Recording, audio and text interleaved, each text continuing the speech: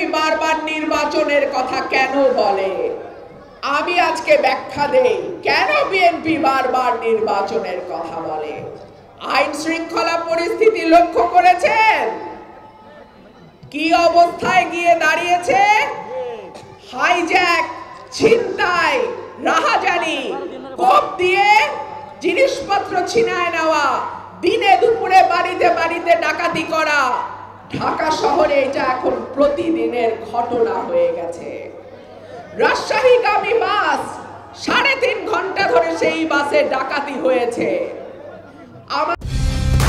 Colour expert, George sap এবং mild on hands technology সমৃদ্ধ Orix crystal wash আপনার laundry expert. আমাদের মোহাম্মদপুর, মিরপুর, সাভারের মতন এলাকাগুলো, উত্তরার মতন এলাকাগুলো সন্ধ্যা নামলে মানুষ এখন ভয়ে ঘর থেকে বের হইতে পারে না। একটা নির্বাচিত সরকার যখন থাকে তখন প্রশাসন এবং পুলিশ তারা অনেক বেশি শৃঙ্খলাবদ্ধ থাকে। একটা নির্বাচিত সরকার যখন থাকে তখন কেন্দ্র থেকে তৃণমূল পর্যন্ত একটা ল অ্যান্ড অর্ডার, আইন শৃঙ্খলা পরিস্থিতি সঠিকভাবে চলতে যেন পারে সেই জন্য একটা সংঘবদ্ধ শক্তি থাকে। ঠিক কি ঠিক না? আর যখন দেশে অনির্বাচিত সরকার থাকে, দীর্ঘ সময় থাকে, তখন আইন শৃঙ্খলা পরিস্থিতির এইরকমই অবস্থা হয়। এই সরকারটি তো মানুষের ভোটে নির্বাচিত নয়, তারা নির্বাচনে দাঁড়াবেও না। চাইলের কেজি 100 টাকা হইলেই বা তাদের কি যায় আসে।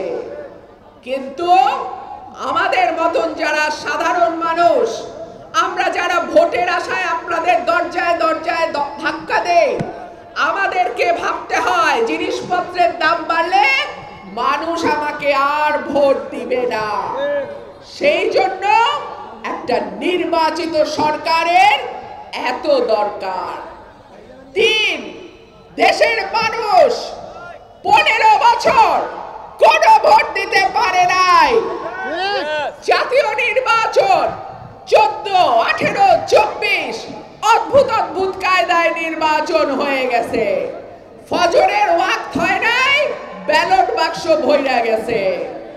অবাক কাণ্ড, মানুষ একটা ভোটও দেয় নাই, সরকার বলে আপনি গঠন হয়ে গেছে। হইছে না এগুলা? বাংলাদেশে এখন যার বয়স 33-34 সেই লোকটা বাংলাদেশে কোনোদিনও ভোট দিতে পারে নাই। চিন্তা করা যায়? সুতরাং মানুষ উন্মুখ হয়ে আছে একটা ভোট দেওয়ার আশায়। মানুষ অপেক্ষা করে আছে নির্বাচন কবে হবে, তারা তাদের পছন্দের প্রার্থীকে ভোট দেবে, তাই না? মানুষের এই আশা, আকাঙ্ক্ষা, ইচ্ছার প্রতি আমি সরকারকে অনুরোধ জানাবো, আপনারা সম্মান জানান। এই দেশের মানুষ এই দেশের মালিক। এই মালিকানা তাদের কাছ থেকে কেড়ে নেওয়ার চেষ্টা করবেন না। এর ফল কিন্তু ভালো হয় না। শেখ হাসিনাকে পালাতে হয়েছে। আমি আশা করব এই সরকারে যারা আছেন আপনারা অত্যন্ত সম্মানিত ব্যক্তি। আপনারা প্রত্যেকে যার যার ক্ষেত্রে উজ্জ্বল নক্ষত্রের মতো। আপনারা মানুষের চাওয়াকে সম্মান করুন। মানুষ কি চায়, মানুষ কি বলতে চায় সেটা লক্ষ্য করুন।